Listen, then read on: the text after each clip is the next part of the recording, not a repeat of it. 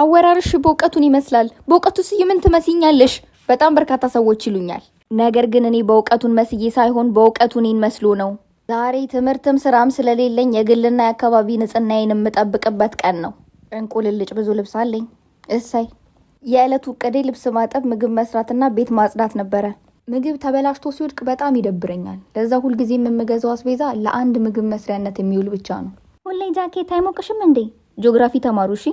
ቁጭ ብላችሁ አጥኑ። ራሻ እንዴት ነው የአየር ንብረቱ የሚለውን እፈነክታችኋለሁ። እዚህ ቤት መግዛት ማዘወትሮ በጣም እቃቸው ርካሽ ስለሆነ ነው። እዚህ ስትኖሩ በጣም የማትቀናጡ ከሆነ ለአስቤዛ 2500 ሩብል በሳምንት ይወጣል። እኔ ግን በጣም ከማይቀናጡት ሰዎች መሀል አይደለሁም። የገንዘብ አጠፋፍ ሁኔታዬን ሲያው ከጠላት የተቀበልኩት ነው ይመስለኝ።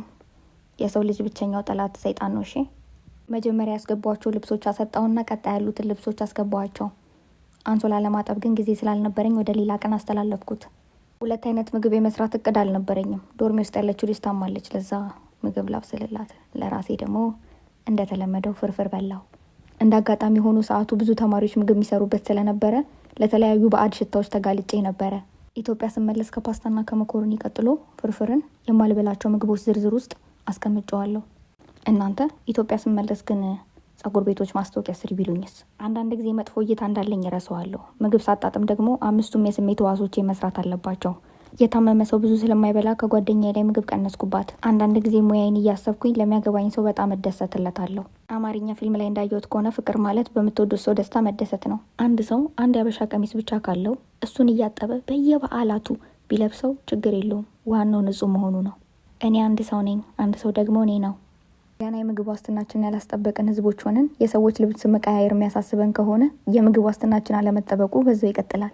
የሚታጠቡ አንሶላዎቼን ሰብስቤ በፕላስቲክ ከረጢት ውስጥ ከተትኳቸው። እንደዚህ ደፋ ቀና ስለ ራሴን ሳይ ጭንቅላቴ ውስጥ የሚመጣው ድምፅ እኔ አይናለም አረጋ ካሳደገኝ ከአባት ቤቴ ጥጋብ ልቤን ንፍት አድርጎት መቻል ስላልቻልኩ የሚል ነው።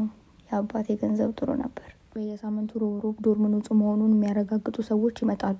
እኔ ቤቴን ያጸዳሁት ሰኞ ስለሆነ በጥንቃቄ እስከ ሮብ እንጠብቀዋለን። በየቀኑ ግን ምን ሳናረጋ አንወጣም። አልጋ ሳናነጥፍ አንወጣም። እቤታችሁ ያለ ድመት ወይ ውሻ ወይ የተለያየ ቤት እንስሳ የሚተኛበትን ቦታ ያስተካከለ። ቸኩዬ ከቤት መውጣት ሲኖርብኝ አንሶላ ያለችውን ድመት ሳያት እሷን ላለመሆን አነጥፋለሁ። ይህን ሁሉ ነገር አድርጌ ስጨርስ ከምሽቱ 5 ሰዓት ሆኖ ነበረ። ጎበዝ የኔ ቆንጆ ጫሪው።